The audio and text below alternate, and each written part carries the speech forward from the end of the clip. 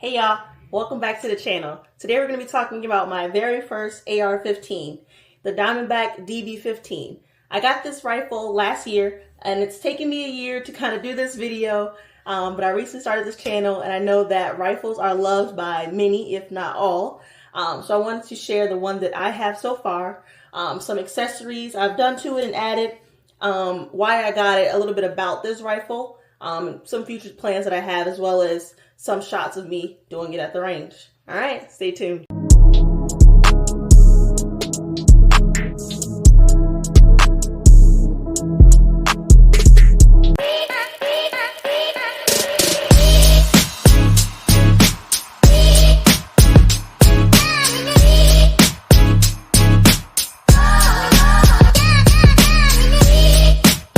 So I chose the Diamondback Db15 AR-15 as my first rifle because I wanted something that was reliable, fairly lightweight, and fun to shoot. I did a little bit of research, maybe a lot of bit of research as I was going through to get my first rifle. And overall, the Diamondback's Db15 models stuck out as some that were reliable. And across my search, I also wanted something that kind of stood out and felt like it was just me. And so the pink finish that this has on a few of the components here, the handle, even the ejection port door and the barrel, kind of gave it that feminine but fierce vibe, which, you know, kind of felt true to me. Obviously, I love pink. Pink is my favorite color. And when I get a chance to kind of express who I am on these things, that is what I love. The AR-15 is like what they call the Legos for adults. So I've kind of, you know, had my way with it and have really enjoyed that experience. Before we go any further, this is completely empty here. See the chamber. The mag is empty as well. Let's get ahead. I'm doing this so weird.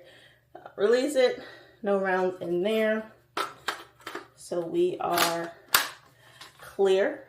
Out the box, the Diamondback Db15 comes with a 16-inch barrel, free fleet M-lock rail, which allows me to add a few accessories that we'll go over in a little bit here, as well as the standard mil-spec trigger. It is chambered in 5.56, but also takes that 223 rim round as well. So it's perfect for range time or even self-defense if you wanted to do that as well.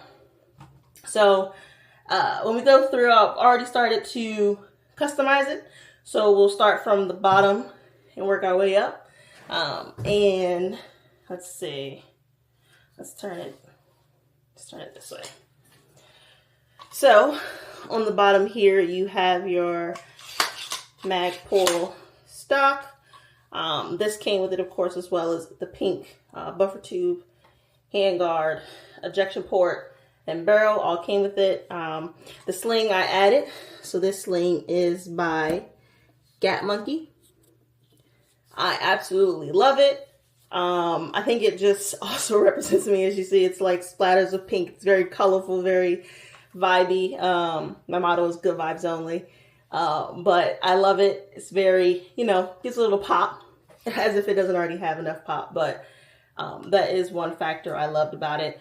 Then we have the Holosun, this is 515 green dot here. I wanted a dot or object that wasn't too small, like your regular pistol variation. Sometimes the window is too small, but I also didn't want a giant scope in here. I just didn't think that this rifle would be the best one that will kind of need that. So I just kind of went with like a middle ground. Of course, I love Holosun. So that one was good. It has the standard CR battery, as well as your brightness adjustments here. You can do the MOA circle or the dot as well, so it has options. It also has guards here.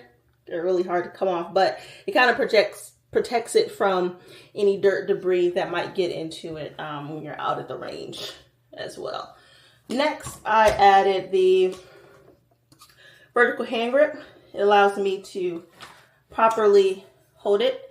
It gives me a little more control over it as I'm shooting, a little more placement, better placement for the rifle as well. Next to that, we have the rail scales here. I also have them on the other side, and then one underneath it. That way when you hold it, you kind of like, you know, because this gets a little hot as you're going through. So kind of hold it like that. And that kind of protects my hand from not getting too hot. I do usually wear gloves still, but if I'm not, then this would definitely come in handy. And then in order, I totally forgot this, but on the sling part, I have the Sentry Strap by Neomag, which is amazing because when I'm storing these, or if I'm at the range, like an indoor range, I won't really need the sling versus it dangling there, getting in the way. I just I fold it up and attach the Sentry strap on that, which is magnetic. So you kind of just pull this out and the strap comes off, right? So, and it's very elastic. So if you do this, it's elastic and it has a strong magnet. So you kind of can't beat that either. So that's why I love that there. And then for the sling here, you have on the 𝗖𝗦𝗧𝗛𝗡𝗥𝗦 sling, you have this pull where you can kind of just pull it on your body and it'll easily adjust, which is a great feature as well. And now that I thought about it, if you guys see the PMag I have here, it's like a donut with sprinkles on it. I actually got this from a Min 2. I love it. I also felt like it would go perfect with this rifle. But you know, I didn't really think through the sling that I got. I mean, I got the sling because I love the splatter paint and the color. But now that I think about it, they actually did have a donut sling, which would have been perfect. So let me see if I can pull that up. And you guys tell me in the comments if I should get the donut sling and put that on here instead of the splatter. I like them both, but the donut might be a little better. So y'all take a look at this. I don't know. I like them both.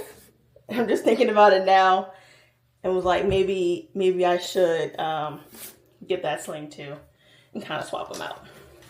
But I feel like the sling is like the main event here because I also forgot the cutie attachment.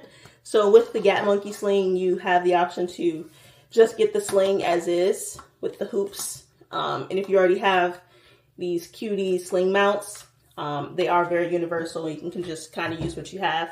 If not, they'll send you theirs. And so it just comes like this.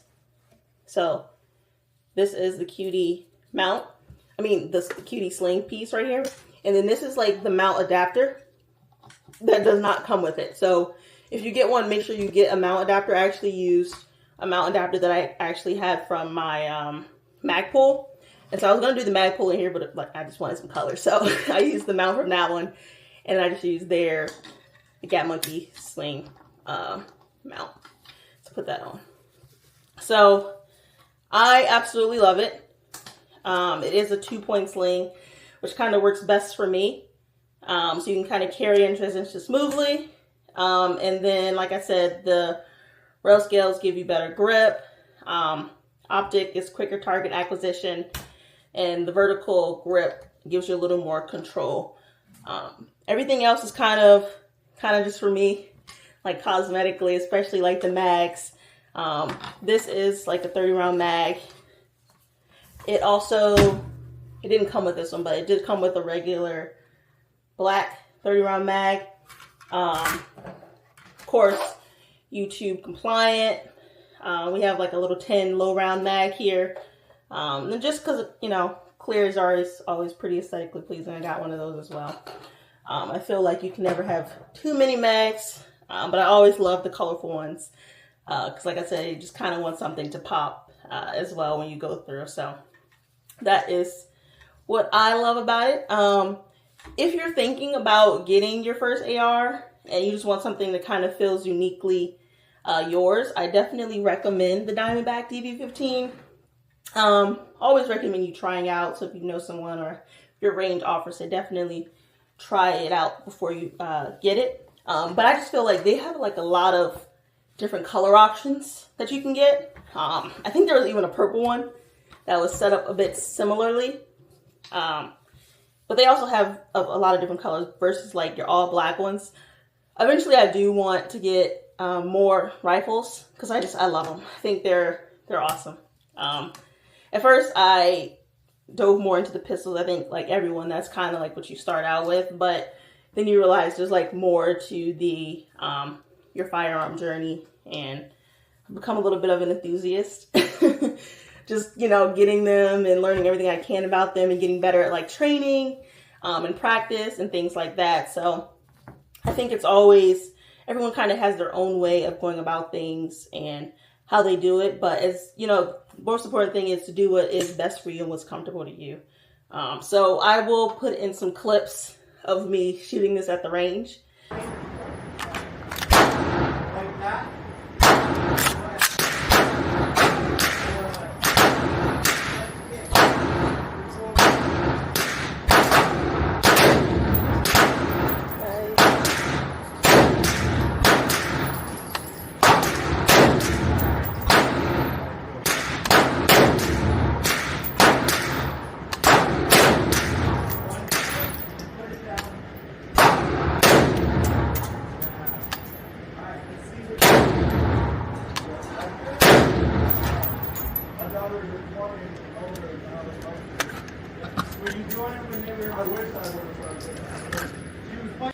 Overall, this is very nice and smooth to shoot.